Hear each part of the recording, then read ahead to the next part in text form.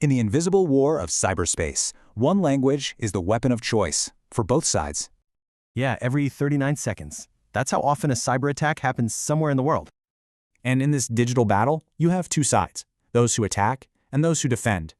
So how did a simple programming language become the key weapon for both sides of this conflict? Okay, let's break down exactly how Python became the command language of modern cybersecurity. Its power, simple syntax, tons of libraries, and huge community support. It just makes building tools way faster. In cybersecurity, you've pretty much got two teams, the red team on offense and the blue team on defense. So first up, the red team. They use Python to basically think and act like the bad guys. Take Scapy. It lets pen testers build their own network scanners to sniff out hidden vulnerabilities.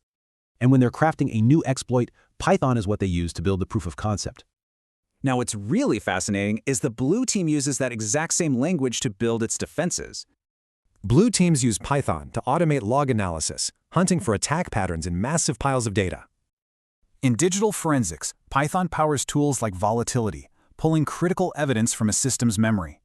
From log analysis to incident response, this whole ecosystem of libraries forms the blue team's defensive shield.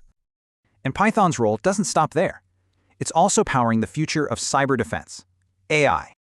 Its data science libraries help build AI models that don't just react to attacks, they predict them. This lets SOAR platforms respond to threats in seconds, a job that used to take security teams hours.